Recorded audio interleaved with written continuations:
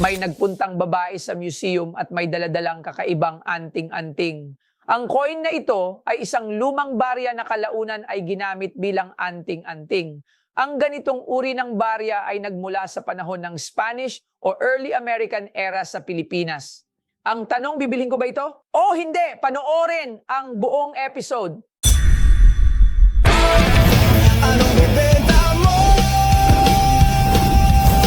Dito lang sa Pinay Pawn Stars! Uy! May Hoy! magbibenta? Wow! Wow! Ang laki. Paano? Ano pangalan nila? Rika po. Reyka. Ah, Reyka? yes. Reyka no? Yes. So, ubus toyo, kaya ako nakapunta dito. May gusto sana akong ibenta sa... Ano, Ibenta? parang, Ibenta mo? Labs, parang nakikita ko na. Ano yung ibibenta mo? Damit? Hindi, iba eh. Ano? Parang may nakikita ko sa Nasa dibdib bandang ng... dito siya ata. Grabe. Ayun o, Alam yan, mo- ano yan? Hindi, nakita ko na talaga agad eh. Eto. Ano yan? Grabe Oh. ka naman mag-ano nung ibibenta. Ano yan? Tingnan ko nga. Mainit-init pa yan. Oo nga.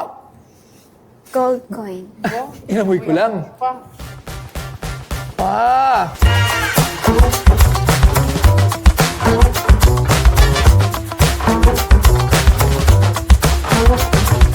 Ang coin na ito ay isang lumang barya na kalaunan ay ginamit bilang anting-anting.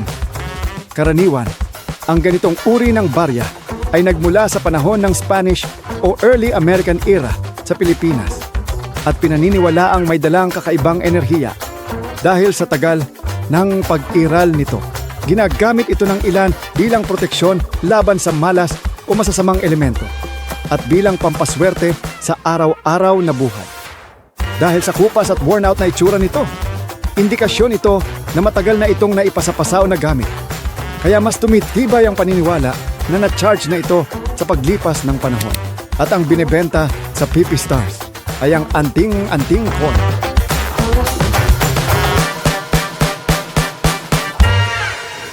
Okay.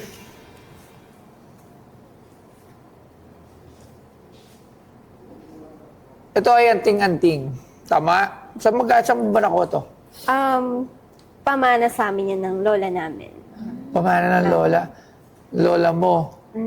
Alright. Anting-anting. Marami na ako nito, Labs. Anting-anting, marami na tayo. Nagkaroon din ako ng antingan. Pero, itong anting-anting na to, parang kakaiba. Kasi, sa tingin ko, hindi to silver eh. Hintay, nasa si Edong? Edong, pa-check nga to. Kung silver o ano. I-videoan nga ang cellphone. Landscape tsaka portrait doon. Patingnan mo nga.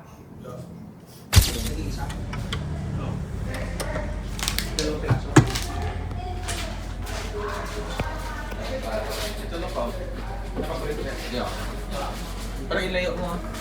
Kasi landscape and portrait siya.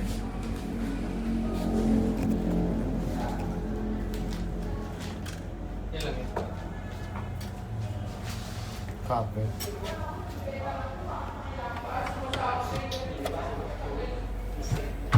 Sige. Grabe naman ang ano mo ah.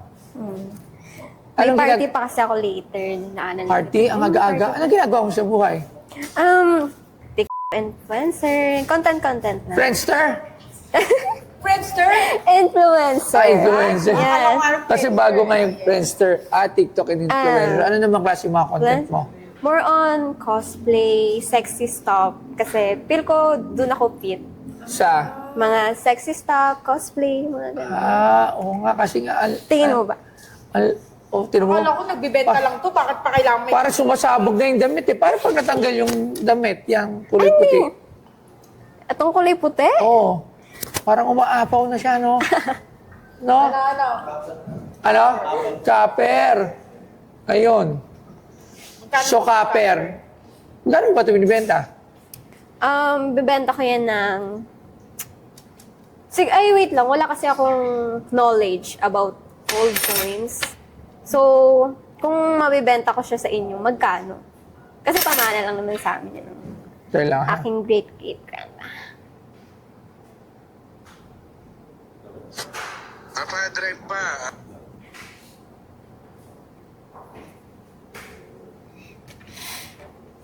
Ito lang. Okay. Hello. Magandang hapon sa iyo, Michael, expert. Yeah, Papa. Michael, may tatanong lang ako. Di ba familiar ka sa mga anting-anting na silver? Di ba marami ako noon? Yeah. Pero ngayon kasi meron dito kakaiba eh. Hindi siya silver eh. Copper lang. Ito wala value, Papa. Walang value. Yes. Wala palang Hong Kong value. bronze wala value to. So wala tong value. Yeah. Pero hindi pwedeng bilhin. Wala. Mostly Filipino, they don't buy it. Those is very, very common lang. And dami. Very, very common. So walang presyo. Sige, maraming salamat, Sir Michael. Okay, sige, Papa. So, sabi ng expert, walang halaga. Hindi pwedeng mabili kasi walang value. Yung merong value niyan, yung may silver. Pero yan, wala siyang value. So, sorry. Okay lang. Pero since nandito naman na ako, Meron pa ba akong pwedeng may benta sa'yo? Dapat ikaw, Anong ibibenta? Anong pwede mong ibenta? Ano ba binibenta mo? Ano bang nakikita mong pwede kong mabenta ngayon? Ano? Gold. Ha? Hindi, may nakikita akong iba. Pwedeng ibenta. Hindi, wag na. Oy, hindi, wala. Hindi, wag na, tama na yan. Hindi to Boss Gold, Pawn Store to.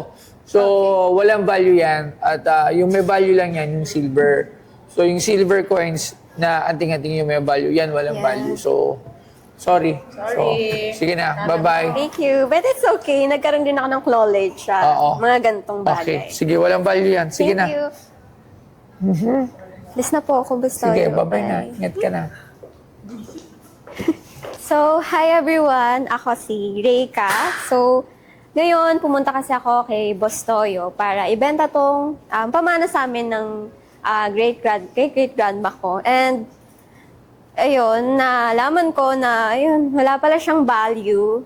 But, hindi ko siya gagawing, like, hindi ganun ka sad kasi meron akong natutunan galing kay Boss Toyo.